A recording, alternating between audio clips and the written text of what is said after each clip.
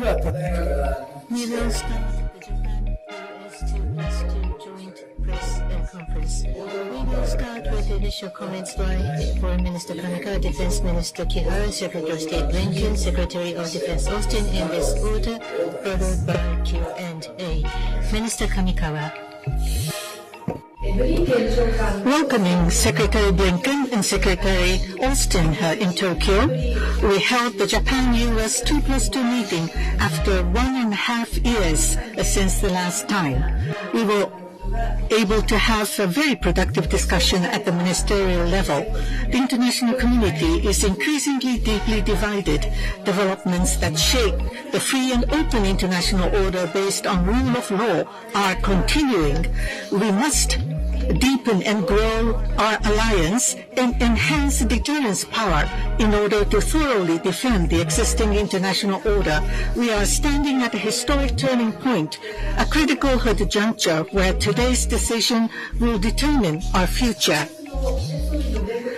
Prime Minister Kishida's official visit to the United States this April was of historical significance, elevating the Japan-US alliance to an unprecedented height. We were able to show in a powerful way, domestically and globally, that Japan and the United States are global partners. The Japan-US 2+2 meeting this time was a valuable opportunity to align and coordinate between our two countries on perception of difficult regional security environment, as well as to operationalize the outcome of Prime Minister's visit to the United States, thereby further developing Japan-US alliance.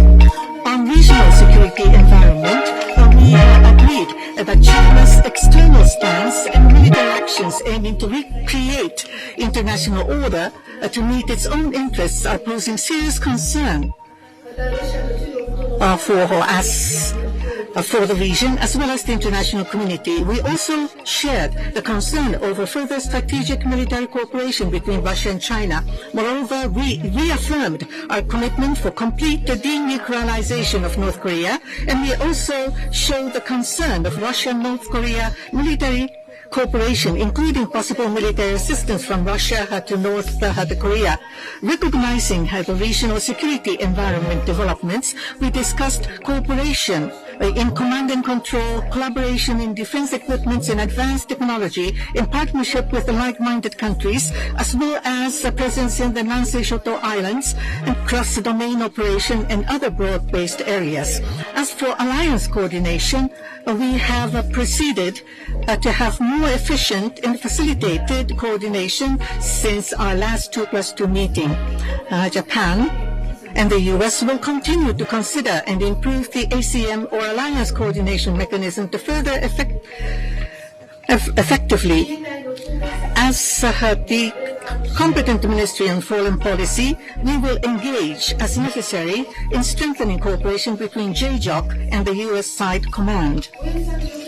Strengthening defense industry foundation, making supply chain more resilient, and expanding co-production directly lead to deterrence and response capabilities for Japan-U.S. alliance. At the 2+2 this time, we were able to show ministerial guidance forward based on the discussion under DICAS. We also shared the awareness that to achieve our goal of realizing free and open Indo-Pacific, it is indispensable for Japan and the United States to work on partnership with the like-minded countries, making use of the RAA, which entered into force last year. Various operational cooperation and joint training are proceeding with Australia. With ROK, in addition to bilateral cooperation, including the outcome of Japan-US ROK summit last August, cooperation is ongoing in various fields. Early this month, I, together with Minister Kihara, held Japan-Philippines 2+2 a meeting and signed the bilateral RAA. Based on the results of Japan-US-Philippines summit in April, held for the first time ever, our trilateral cooperation will be further promoted. As the ministry responsible for foreign policy, we will promote further the cooperation as Secretary security-related, to further conclude the security-related agreements and also actively make use of OSA. We again confirmed the importance of mitigating impacts on the local communities, including Okinawa. We also confirmed that in order to avoid the continuous usage of the Futenma airfield moved to Henoko is the only solution. I again asked the U.S. side for safe operation, giving utmost consideration for impact on the local community, as well as to appropriately respond to incidents and accidents, including early notification and cooperation to an environment. And we affirmed to closely work together. I also mentioned the recent incidents in Okinawa and stated that they were truly regrettable. What is important is to make sure that the measures the U.S. announced are to be implemented, leading to the prevention of recurrence. We concurred that we, the ministerial level, will also follow it up properly. At this 2+2, WPS was discussed for the first time. As mentioned in the joint statement, we will pursue WPS in the joint exercise and other bilateral activities. As a person engaged in WPS, I am truly delighted. Based on the joint statement, we will continue to commit to the WPS. Now, separately from Japan-US 2+2, this time for the first time, we conducted Japan-US ministerial meeting focusing on extended deterrence. At this meeting, we have been able to deepen our discussion through extended deterrence consultations between the two countries, and we were able to deepen the understanding at the ministerial level on extended deterrence, and we were able to put forward a further strengthened message in and out of Japan. In order to fully defend international order, we had the need to further deepen and develop Japan-US alliance and enhance the deterrence. Together with Minister Kihara and the two secretaries, I will commit myself firmly. Minister Kihara, thank you very much. With the gratifying presence of Secretary Austin and Secretary Blinken, we engaged in a straightforward discussion on how to further fortify the deterrence and response capabilities of the Japan-US alliance. As Minister Kamikawa mentioned, the security environment surrounding us has never been so severe, and in order to maintain the free and open Indo-Pacific, the role that the Japan-US alliance must play is becoming larger. During this Japan-US 2+2, in accordance with the new strategic initiative announced by the Japanese and US leaders in April, the progress of various initiatives to modernize the Japan-US alliance were confirmed, and opinions on the future direction were exchanged. In particular, regarding the enhancement of the respective control and command frameworks of both Japan and the US, which is instructed by the leaders of Japan and the US to discuss at the 2+2, we have confirmed the fundamental perspective related to the control and command, including our coordination between the JJOC of the SDF and the US command, and agreed to discuss further by setting up a Japan-US working group. As the supply of equipment is tightening across the world, and as the reinforcement of the entire production capacity and the defense industry foundation of the Japan-US alliance are extremely important, we welcomed the progress of the Forum of Defense Industrial Cooperation Acquisition and Sustainment DICAS. Regarding PAC-3 MSC and AIM 120 AMRAAM, we agreed to pursue co-production opportunities that are mutually beneficial to both Japan and the US. Furthermore, in order to respond to the increasing security-related challenges in the region, it is crucial to optimize the force posture of the alliance. The US plan to modernize the tactical fighters of the USFJ across Japan is in alignment with the circumstances, and Japan and the US will continue to cooperate towards stable operations.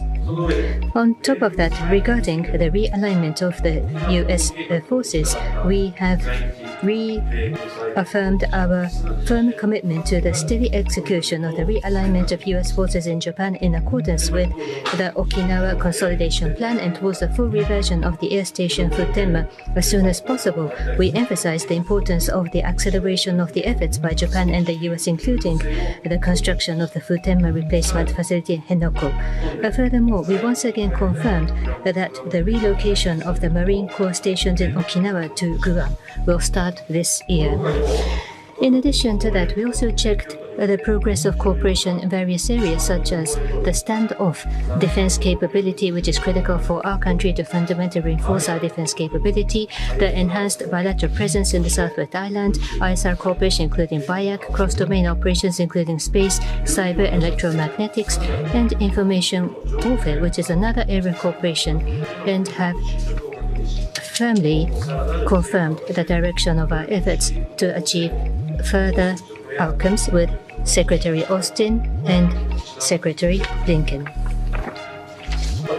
In addition to the Japan-US 2+2, we managed to hold the Japan-US Ministerial Meeting on extended deterrence this time. Since 2010, the Extended Deterrence Dialogue (EDD) has been held periodically at the working officials level, but in view of the severe security environment, including nuclear, it was extremely meaningful that the first ministerial meeting dedicated and standalone to extended deterrence was held, where intensive discussions took place. The Japan-US alliance has been the cornerstone of our country's security policy and has continued to be the foundation, linchpin of the peace, security, and prosperity of the region, as the free and open international order based on the rule of law are seriously challenged by unilateral changes or attempts to change the status quo by force, and the international community entering a new era of crisis.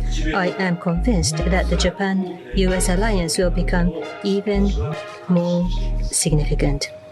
The Japan-US 2+2 held today is an important step forward in order to pioneer such a new era. And by working together with my three reliable colleagues here with me today, I will demonstrate my steadfast determination to realize the free and open Indo-Pacific by my words and deeds. Thank you. Thank you very much. Minister. Request the Secretary Blinken to take the floor. Thank you. Well, let me first begin by thanking Foreign Minister Kamikawa, Defense Minister Kihara, not only for the very warm welcome today, but also for the very productive discussions. And as always, I'm grateful to be joined by my friend and partner, Secretary of Defense Austin. With their indulgence, I just want to say a few words quickly about the election that will take place today in Venezuela before talking about the discussions that we had. Venezuelans will cast their votes for president. This is a pivotal event at a pivotal time given the severe political, humanitarian, and economic crises the country faces.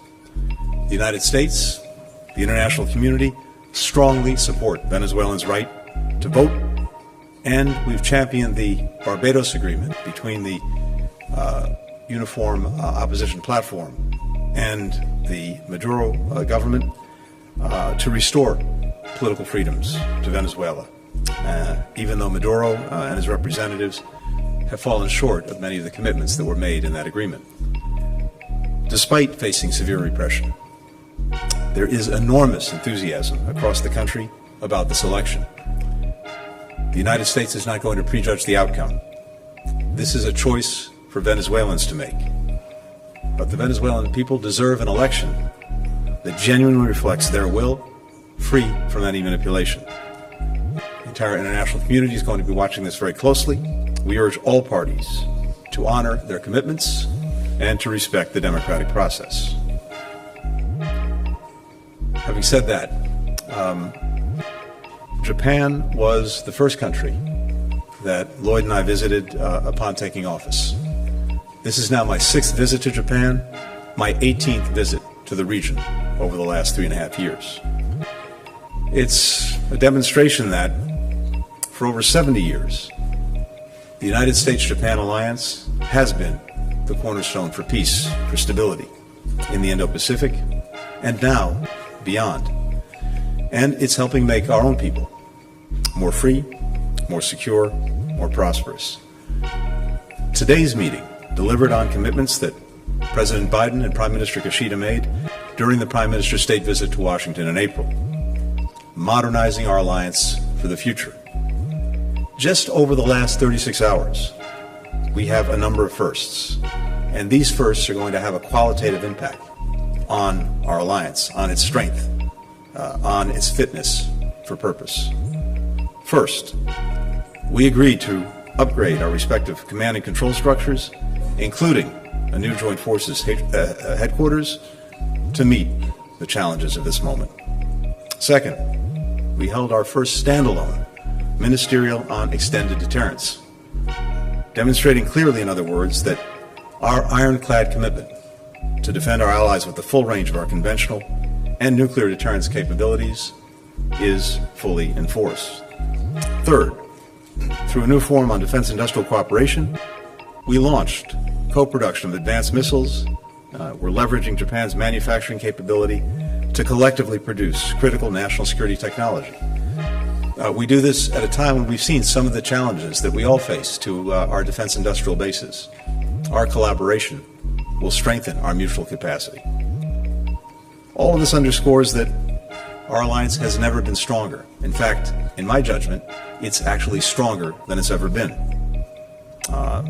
This is thanks to our work over the last 3.5 years, and I have to say the relationship is also deeper and broader than it's ever been before, more ambitious than it's ever been.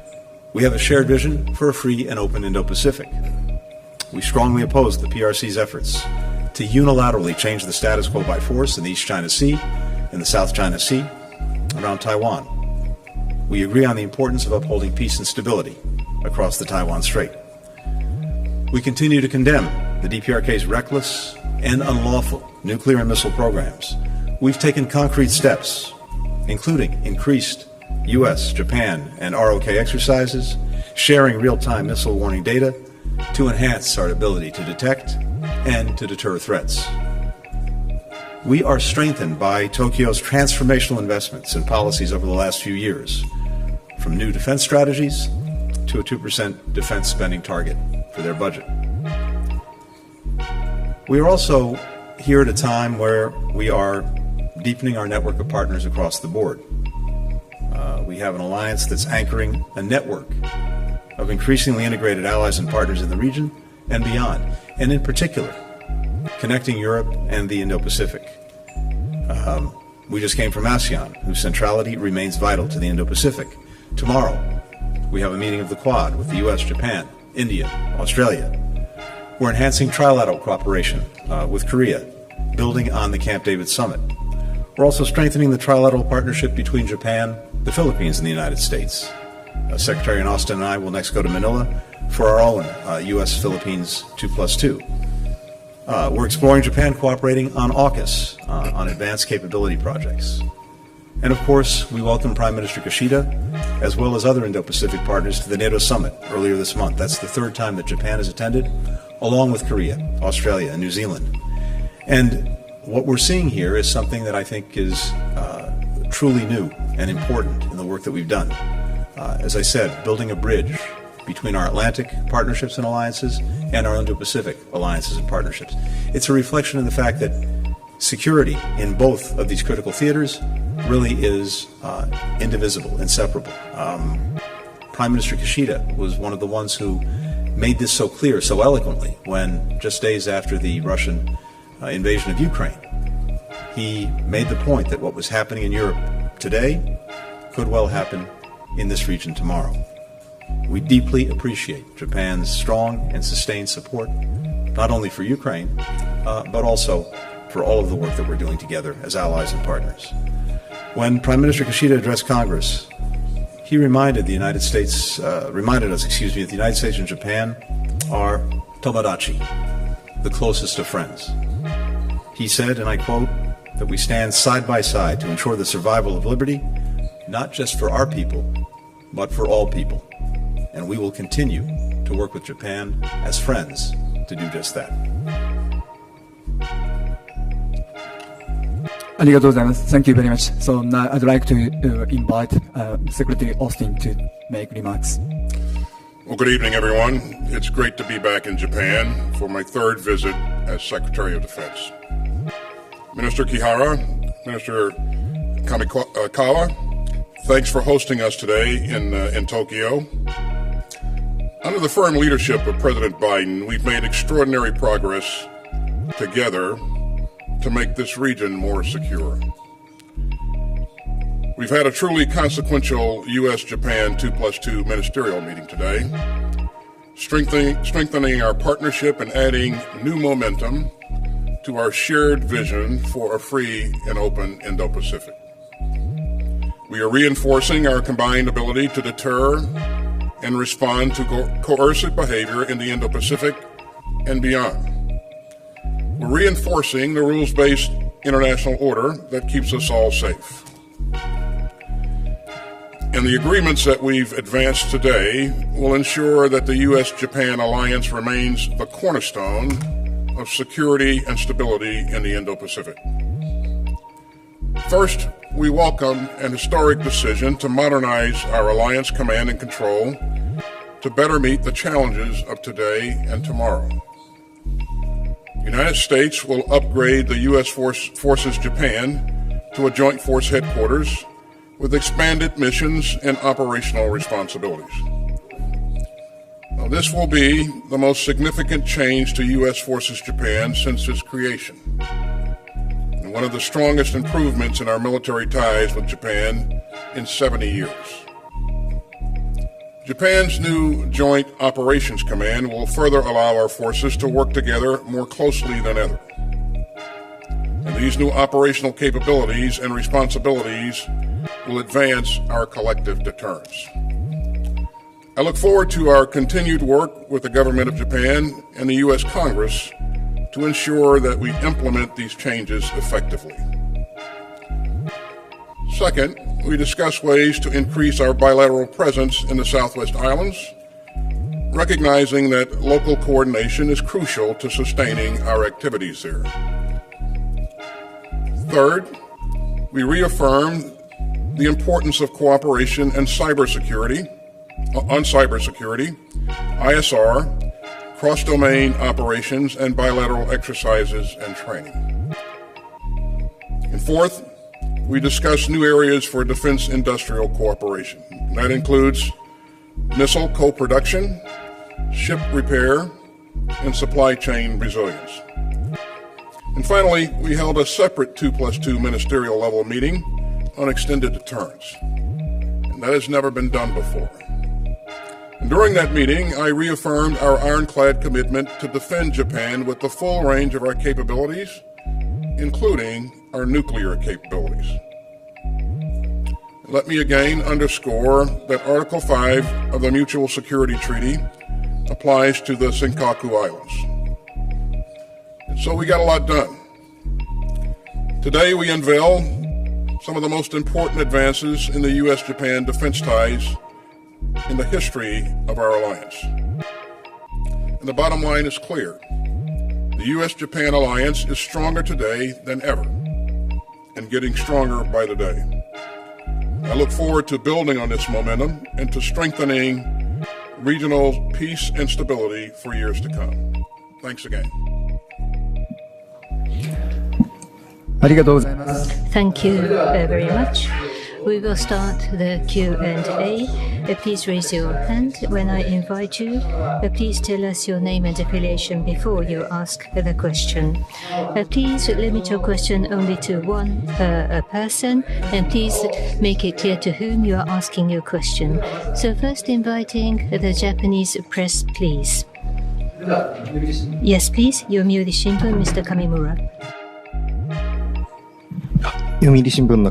Yes, Kamimura from Yomiuri newspaper. I have my question to Minister Kamikawa and Secretary Blinken. In the surrounding areas of Japan, China is continuing its rapid military expansion, including the nuclear, and also unilateral attempts to change the status quo. And more recently, there are military exercises around the Taiwan, and they are conspicuously applying military coercion on the Philippines in the South China Sea. On the other hand, Russia is approaching North Korea, which is a huge concern. Against the backdrop, how do you regard the role to be played by Japan-US alliance as you recognize the current situation of heightening tension in the Indo-Pacific? Now there will be presidential election in November. So how would you regard the deepening of Japan-US cooperation going forward? Because the change of government may happen. So let me first respond to this question. The international community is increasingly divided. Developments that have shaken the very foundation of the free and open international order are continuing. At the 2+2 meeting this time, we were able to align and coordinate the perception on the difficult regional security environment, and including the points that you have made, the outward stance of China as well as its military the actions are of serious concern. We have been able to agree that it is a concern to the region as well as the international community. We were able to share the further strategic military cooperation between Russia and China, and we were able to reaffirm the commitment to fully denuclearize North Korea. And as for Russia-North Korea military cooperation, we have shared the concern for the possibility of military assistance from Russia to North Korea, as we see even more difficult security environment, Japan-US alliance, which is the core, which have the core of a security regime between our two countries, which is something indispensable not only for the security of Japan, but for the peace and stability to be realized for the international community, including the Indo-Pacific. And the importance of the alliance is rising as never before. With such perception at the 2+2 meeting this time, at the ministerial level, four of us were able to have very frank and a very productive discussion, more specifically on command and control, on defense equipments, as well as advanced technology cooperation, and the partnership with the like-minded countries, and the presence in the southwest or the Nansei the islands, and also to have cross-domain operations, to have a broader-based security and defense cooperation. We were able to have discussion on that. As for the U.S. situation, we are watching with keen interest, but in any case, in order to completely and thoroughly defend the international order, Japan and the U.S., based upon the 2+2 the meeting outcome, we should continue to enhance our deterrence power. The challenges, the threats that you pointed to are concerns not only for the United States and Japan, but for many countries across the region and countries well beyond the region. The relationship between Russia and the DPRK is a two-way street, with the DPRK providing Russia with weaponry that it's using in Ukraine, not only to continue its war of aggression against Ukraine, but to attack the very principles at the heart of the international system: territorial integrity, sovereignty, independence, principles that matter not only to Ukraine, not only to countries in Europe, but to countries throughout this region. And similarly, we see the potential for Russia to provide material assistance to the DPRK at a time when it consistently exhibits threatening, provocative behavior, with missile launches, the possibility of a seventh nuclear test. That's of deep concern to countries throughout this region. And of course, we heard that yesterday as well at the meetings with ASEAN, the East Asian Summit, with all and many partners. So many of us are doing what's necessary to strengthen our deterrence, to strengthen our defensive capacity, as well as to take necessary actions to try to prevent these countries from engaging in these activities. And that's reflected in what we did here today. It's reflected in so much of the work we're doing. It's worth noting that Our alliance, the other alliances that we're engaged in, each and every one of them is defensive in nature. They have no ambitions toward anyone else, and are never have been, never will be offensive in nature. But at a time when, unfortunately, these threats are increasing, our alliances, our partnerships, they're getting deeper, they're getting stronger, they're getting more effective. With regard to elections, for all of our democracies, that's a feature. And what I can say with regard to the United States and Japan is we have an alliance that's endured, but not only endured for decades, it's gotten stronger. And as I think we've all reflected, in this moment, the alliance is stronger than it's ever been. And the reason for that is because it's manifestly in the interests of our people, the Japanese people, the American people, people well beyond our countries. And precisely because of that interest, I think it will, in fact, more than I think, I know it will be sustained irrespective of the outcome of elections in either of our countries. ありがとうございます。Thank you very much. Inviting the press from the United States. Please raise your hand. Please tell us your name and affiliation. Tell us who you're asking a question, please. Yes, please. Mr. Michael Gordon, Wall Street Journal. Right. Michael Gordon, Wall Street Journal. I have a question for Secretary Austin and Japanese Defense Minister. Secretary Austin, as you've pointed out, a significant step has been taken by overhauling Joint Forces Command and by turning the U.S. forces in Japan into Joint Forces Command. But the concept that you've articulated here is very general, and I'd like to give you an opportunity to define it in a little more specificity given the stakes involved. American officials have yet to spell out what the geographical responsibilities of this command would be. Would it be limited to the defense of Japan, or would it be broader than that? American officials have said that this command would be established through a phased approach. How long is this going to take, given the urgency of the Chinese threat? When will this be up and running?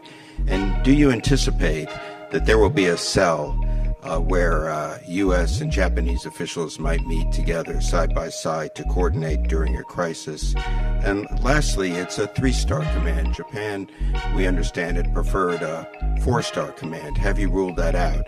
And to the Japanese defense minister, sir, would Japan prefer that this Joint Forces Command be a 4-star command, as it is in South Korea? Would that be a better outcome for you?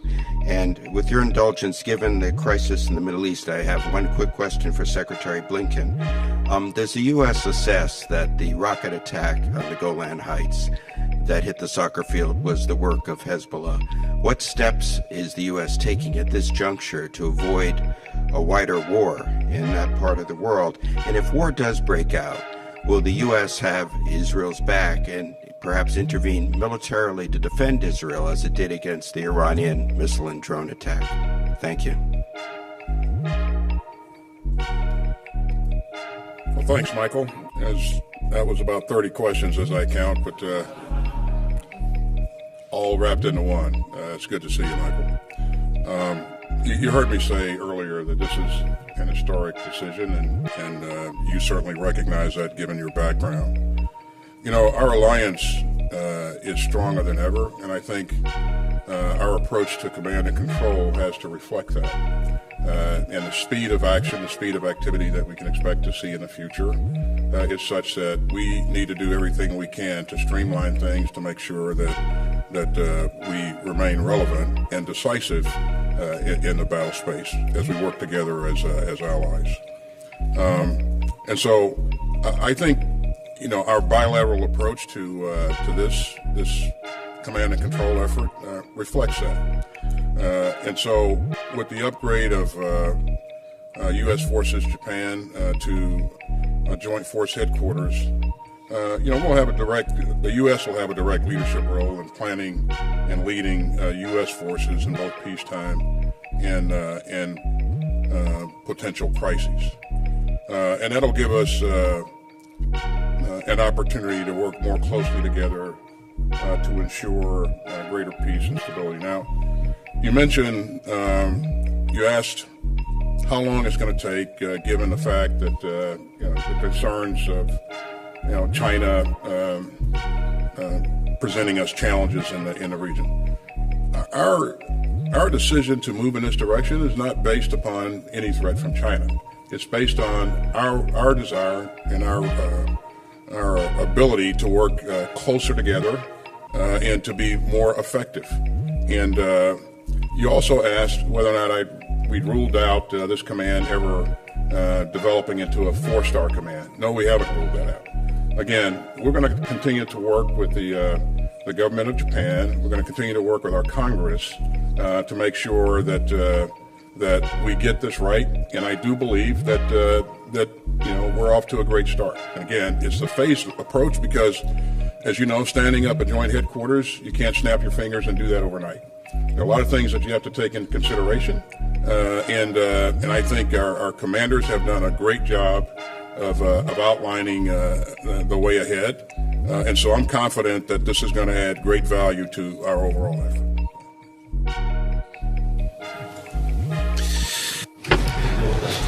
If I may, about the Joint Force headquarters of the U.S., that is, after the consultation between the two countries, it will be a phased approach, and it will be one of the most important counterpart of JJOC. That is what is expected. As for the details going forward, there will be a working group of both Japan and the U.S., and at this moment it has not been decided.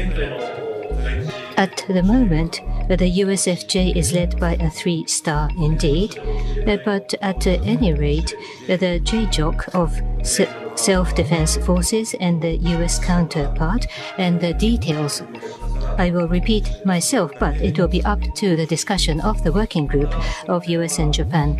In this regard, on the US side, the US Congress will also have to be consulted, and therefore that is also what we understand. Michael, with regard to the Golan Heights, first, let me say that we are deeply saddened by the loss of life that we saw. There is no justification for terrorism, period. And every indication is that indeed the rockets were the rocket was from Hezbollah. We stand by Israel's right to defend its citizens from terrorist attacks. And one of the reasons that we're continuing to work so hard for a ceasefire in Gaza is not just for Gaza, but also so that we can really unlock an opportunity to bring calm, lasting calm, across the blue line between Israel and Lebanon. We're determined to bring the Gaza conflict to a close. It's gone on for far too long. It's cost far too many lives. We want to see Israelis, we want to see Palestinians, we want to see Lebanese live free from the threat of conflict and violence. And again, specifically with regard to the blue line, it's so important that we help diffuse that conflict, not only prevent it from escalating, prevent it from spreading, but to diffuse it because you have so many people in both countries, in both Israel and Lebanon, who've been displaced from their homes. 60 or 70,000 Israelis, roughly the same number of Lebanese, and absent a secure environment, they're not going to be able to go home. So we're determined to do that. We're in conversations with the government of Israel, and again, I emphasize its right to defend its citizens and our determination to make sure that they're able to do that. But we also don't want to see the conflict escalate. We don't want to see it spread. That has been one of our goals from day one, from October 7th on, and we'll continue to do that. But again, the best way to do that in a sustained way is to get the ceasefire in Gaza that we're working so hard on virtually every minute of the day. Thank you very much. And then again, inviting the Japanese press, please raise your hand. Yes, please. Mr. Tanaka, GG Press. This is Tanaka of GG Press. I have a question to Minister Kihara, Secretary Austin. the progress of the reinforcement of deterrence and response capabilities of the alliance had been confirmed at today's 2+2. The extended deterrence was held at the ministerial level for the first time. How will it enhance the reliability of the extended deterrence going forward, like making the ministerial periodic? But at the same time, issues have emerged such as crimes committed by U.S. service persons in Japan or the inappropriate treatment of specifically designated secret by self-defense forces, and the foundation of the alliance might be shaken. How will you deal with this, with the election coming in the U.S. domestic politics overheating, and there could be a change in the administration? How will you defend the Japan-U.S. collaboration that you have deepened so far and further develop the relationship? And then, let me start. First, the question about the extended deterrence. As I mentioned at my initial remarks, in addition to the 2+2, we held the first ministerial level meeting dedicated to extended deterrence, and we had an intensive discussion which was extremely significant. At this moment, nothing has been decided about the future, but also going forward, through the extended deterrence dialogue held at the working level and at high-level talks such as today's ministerial, I wish to advance our efforts to further raise the reliability of the extended deterrence of the United States. You asked about the recent incident by the U.S. service persons and information security. During today's 2+2, I raised the recent case that happened in Okinawa, and both myself and Minister Kamikawa, both of us mentioned that it is truly regrettable and mentioned that it is crucial to steadily implement the measures that the U.S. announced to prevent recurrence. We then agreed to properly follow up on this matter at the ministerial level as well. About the information security, yes, indeed. Regarding information security, in the context of our discussion on the reinforcement of the deterrence and response capabilities of the alliance, we once again affirmed the importance of information security as the foundation of the alliance and discussed the deepening of our cooperation on the inappropriate treatment of especially designated secrets. I have learned that after the news went public, the Deputy Press Secretary of the USDOD said that they are confident about the relationship between Japan and U.S. government and that between the SDF and the U.S. military, but in order to maintain and strengthen the confidence of the U.S. side, under my strong leadership, I will do my utmost to fundamentally reinforce the information security regime of the entire ministry. Lastly, there was a question about the presidential election. Yes, about the U.S. presidential election and related to the future of our alliance.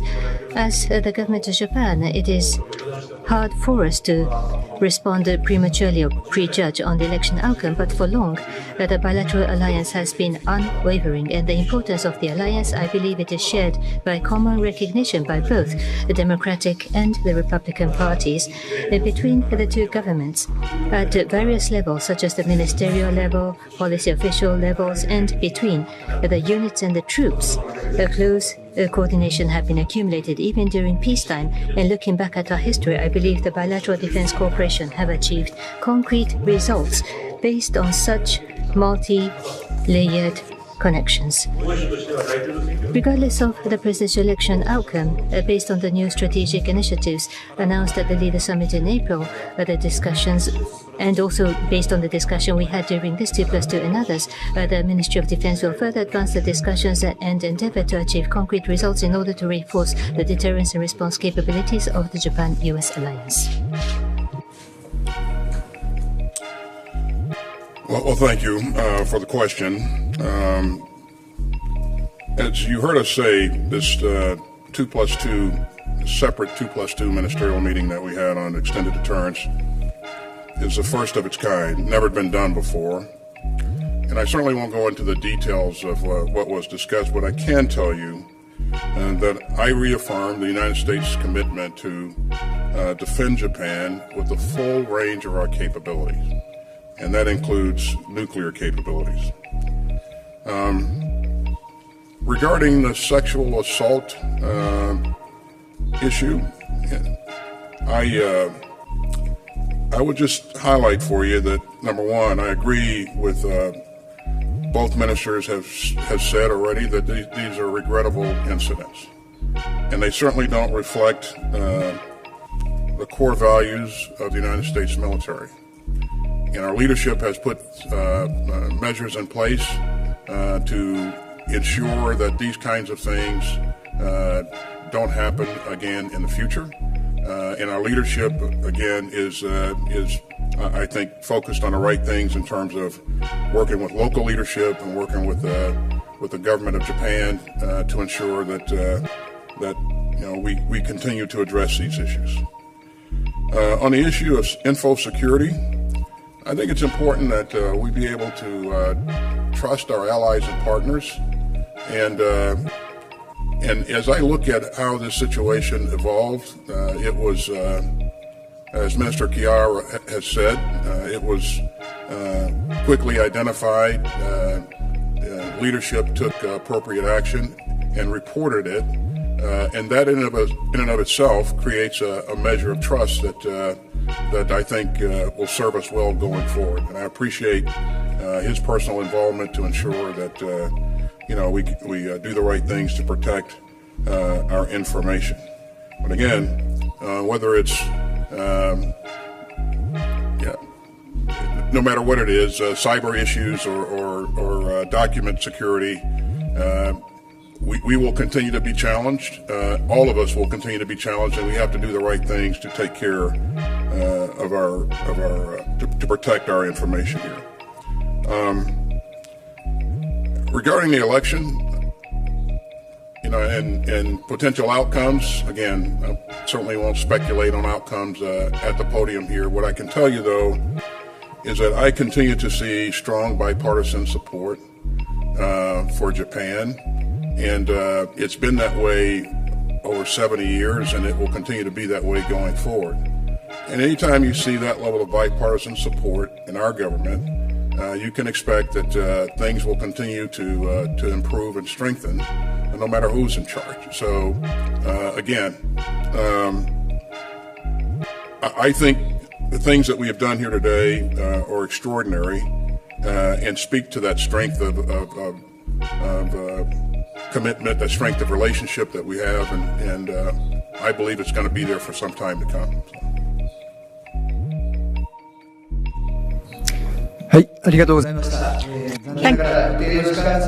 Thank you very much. But unfortunately, time is running, so we will accept one last question from the U.S. side. So, Mr. Patrick Tucker from Defense One, please. Hi, Patrick Tucker from Defense One.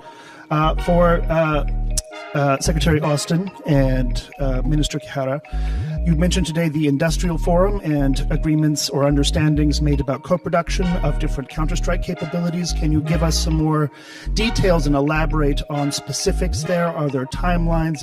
Are there production numbers that you're anticipating in terms of counter-strike capabilities like PAC-3 and AMRAAM missiles? What can we expect? And for Minister Kihara and Secretary Blinken, does Japan and the United States, do you both share an understanding of the role each country would play in the event of a Chinese invasion of Taiwan in the next 5 years? Thank you. Well, thanks for the question. I don't have any announcements to make today in terms of details on co-production. What I can tell you, though, what's important is that we have committed to working together on producing counter-strike capability, and that commitment is real. And our staffs continue to do the hard work to ensure that this becomes a reality. And I'm pretty excited about that. It will increase our enable us to increase our magazine depth in a number of areas and increase interoperability as well. So I think the important part here, though, is that we continue this work, and it is serious and earnest work. And I think that when the appropriate time comes, we'll make the announcements from the podium. So. はい。Then, if I may, the role of US and Japan and the alliance, as Secretary Austin mentioned, we have the Senkaku Islands of Japan. In the case of contingency around the Senkaku, that would invoke Article 5 of the Security Alliance. In addition to that, for specifics and details, I will refrain from discussing. ありがとうございました。 Thank you very much. This is the end of the joint press conference. Thank you very much. Please do not forget to return your translation receiver. Thank you.